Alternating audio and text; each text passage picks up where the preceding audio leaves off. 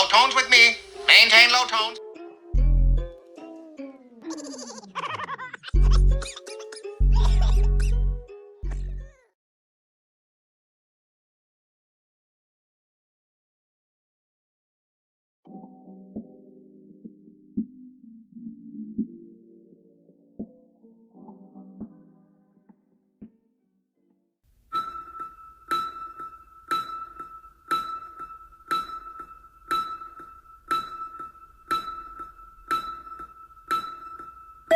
When I was a casual, I thought as a casual, I spoke like a casual, and I looked at boxing like a casual.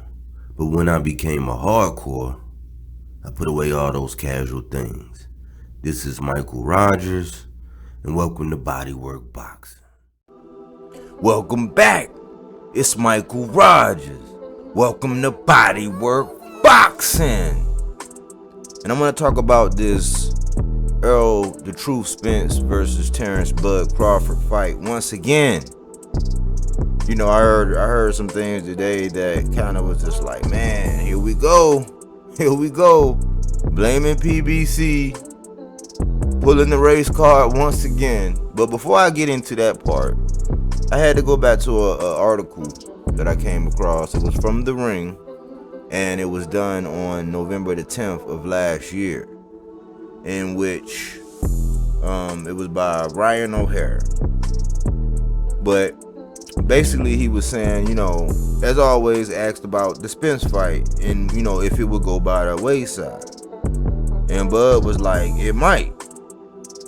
It says, however, as he has stated in the past, Crawford doesn't believe he needs to fight Spence for his legacy.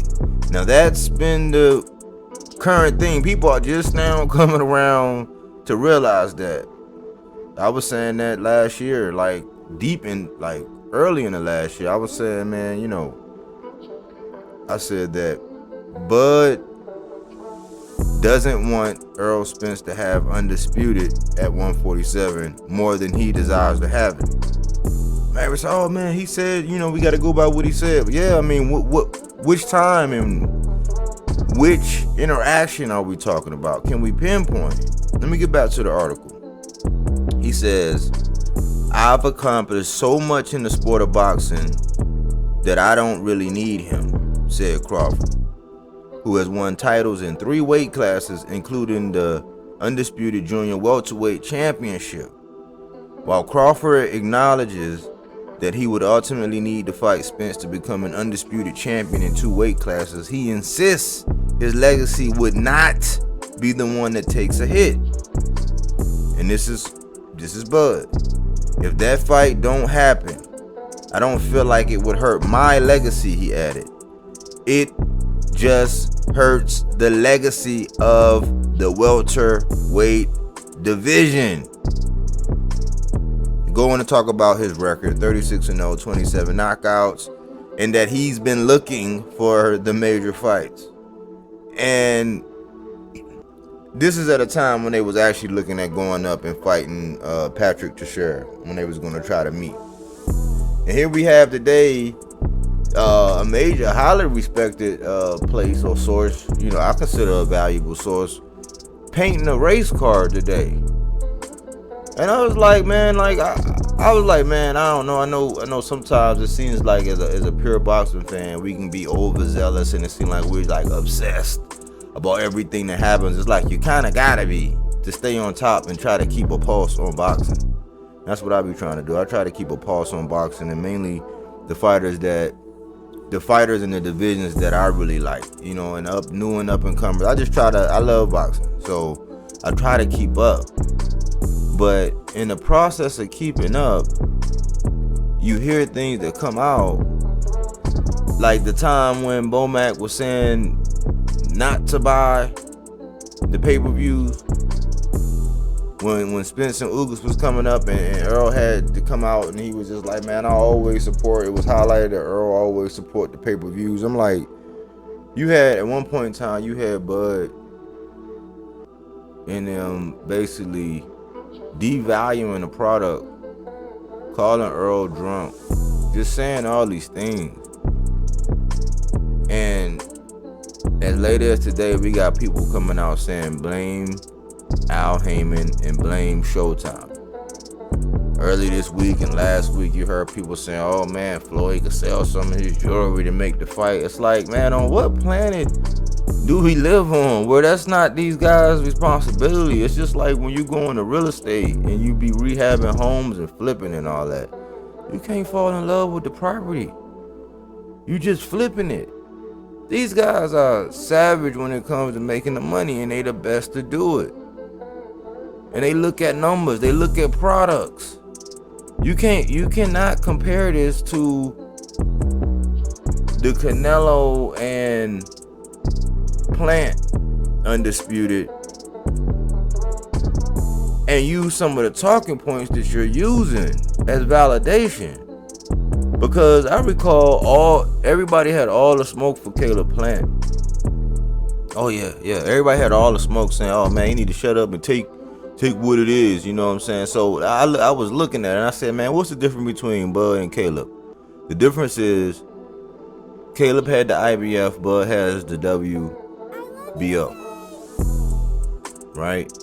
And the talking point was, okay, Canelo got what, 40 or 50, and Caleb Plant got 10. Okay, and people say, oh man, he need to be happy he just got that.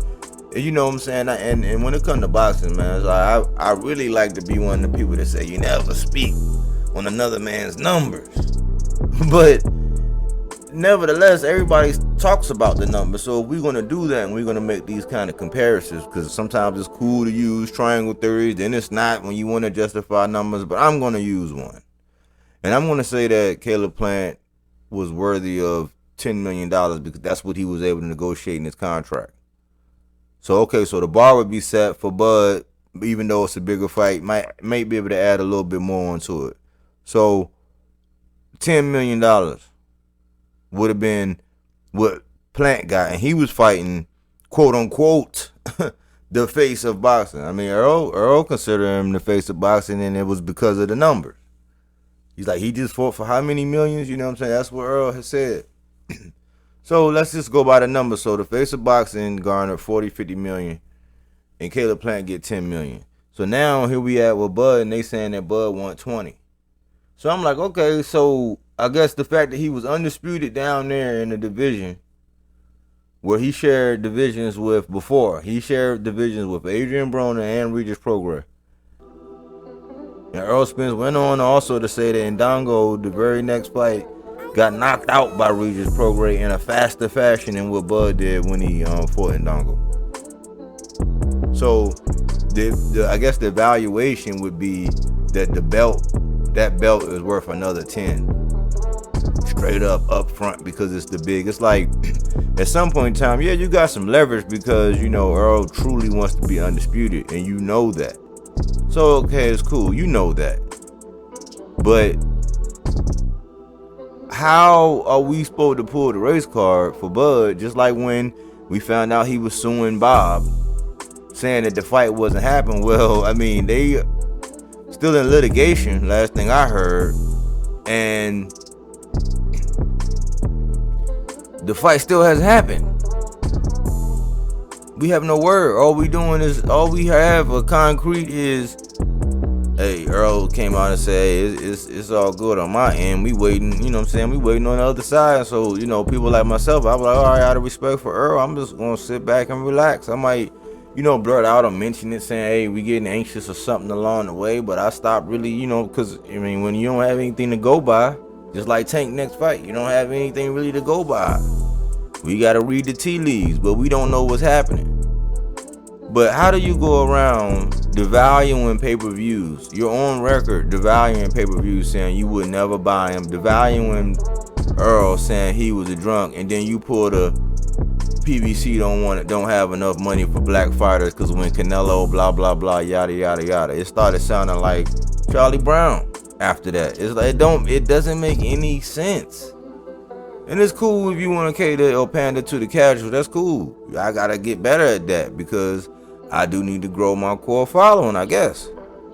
But as a hardcore, when you've been tracking it, it's hard to watch You know what I'm saying? Somebody of that stature, somebody with that skill, somebody who knows better, somebody who's not a rookie in the game, in Bud. Go around devaluing Earl, not knowing that he was devaluing the very thing that he's asking for right now. Devaluing the product on his end. The second side of it is you do kind of have to give credence to the fact that Canelo, I'm gonna put 2 and 2 together for y'all. He just came out and said he's not fighting another Mexican. You know why? The real reason why is because business-wise, for him, it doesn't make sense. What are you talking about? Business-wise, it doesn't make sense. Why? Because he can always get one of these European guys, or he can get one of these, I guess he can get an African-American guy that he think he can beat, or he can always pick somebody that's not Mexican, and he can always put his sole fan base, that means everybody that's in the Mexican fan base, against whatever fan base their opponent has. That component goes away when you're talking about 2 black fighters.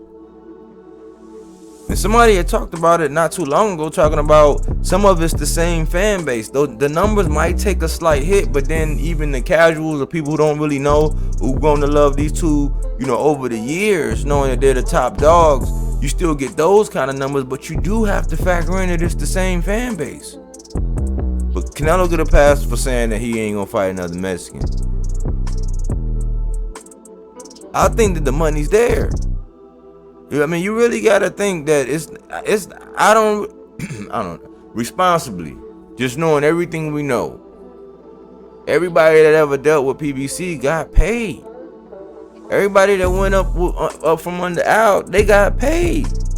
Who do you hear openly actually coming out and actually complaining and saying that Al ain't paying me, I'm broke, scrap, I'm down to my last scrap?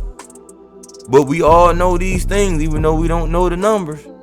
We know that this would be Bud's toughest competition. It'll be Earl's.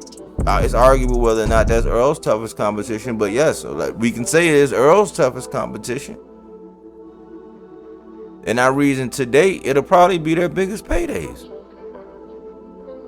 But I think it's more than money, because the indictment on this statement. The indictment on this statement right here for Bud is, I don't feel like it would hurt my legacy. It just hurts the legacy of the welterweight division. And there's a hardcore, I mean, that's really what we looking at, man. I did a video the other day like, man, is it time to start turning the page and start looking at Boots?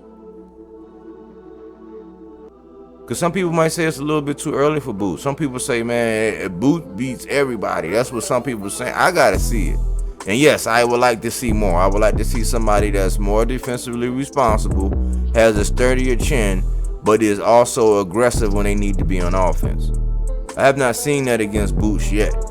And that's not to take away from Boots. It's just the matchmaking and the time in everybody's career and the risk versus reward when it comes to Boots is not lining up right now, but they're building him the right way. Bozies comes out and says everything right. He has a camp, he has a stable, he got people that, he got to follow him.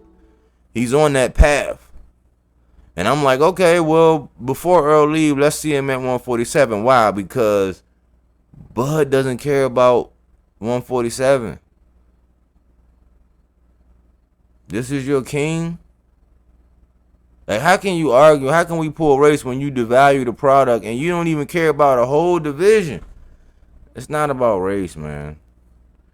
I'm sad to say it, man. Like, I mean, and how we hurt ourselves is, like, sometimes, the race card needs to be pulled at some point in times. When we see things that's, like, clearly, blatantly obvious. This is not one of them, though. Anyways, thanks for tuning in. I love to get your comments. I love to see what you think. But Bud, he don't even care about the welterweight division. He don't even care. Do you? Thanks for tuning in here at Body Work Boxing, where we don't take things for face value. We do that body work. Are you not entertained? Are you Is this not why you are here?